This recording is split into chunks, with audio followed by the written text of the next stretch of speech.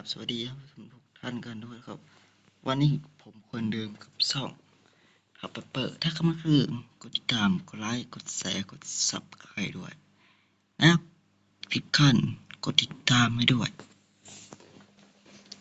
กับช่องทับเปิดนะครับนะทุกคนอย่าลืมกดติดตามให้ด้วยนะถ้าใครยังไม่กดติดตามเนี่ยกดให้ด้วย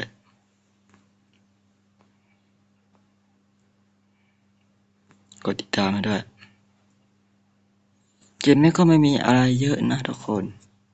เกมนี้คือผมก็แค่มาอัดรีวิวเล่นๆวันเนี้ยเหมือนไม่ยืนแอคตัวเล่นๆนะแมปอย่างสวยดูดิ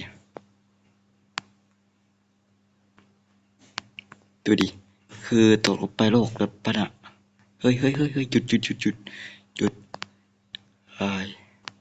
อึบแม่โคตรเสียวเลยขอบโลกเนี่ย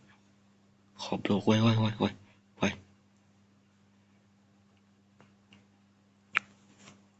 หันเข้ามาเลยยังวะลุงโอ้โหลุงแกยังไม่เข้ามาด้วย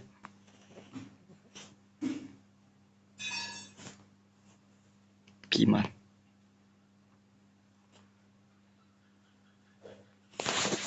พิมพ์ถามลุงแกดิ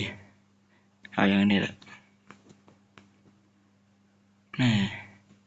จะเอาไงดีวะทุกคนไอ้คลิปนี้คือผมมาอยู่หลังภูเขาคนเดียวนะประเด็นเอาตัวนี้แหละดีที่สุดแล้ว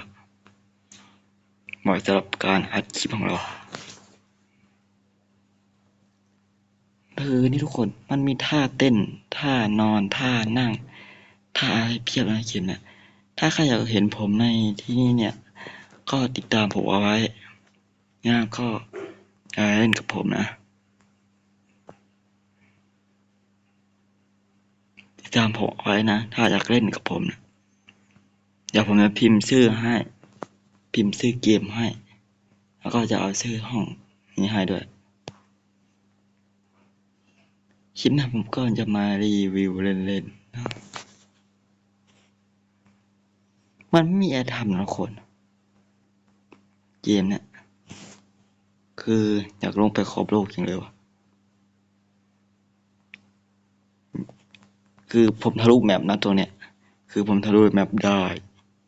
คิดดูดิคือเกมนี้มันสามารถมีพิศาจได้ด้วยว่าคือไม่มีเลยไปเอามา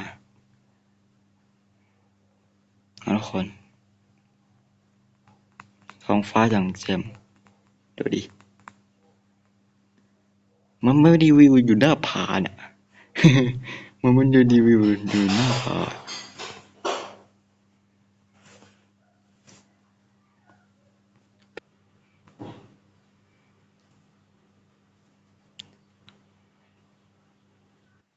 ทุกคนเกมผมบั๊กแล้วคิดไม่เข้ามาอัดเล่นๆนะไม่มีอะไรทำวนไปวนมาอยู่เลย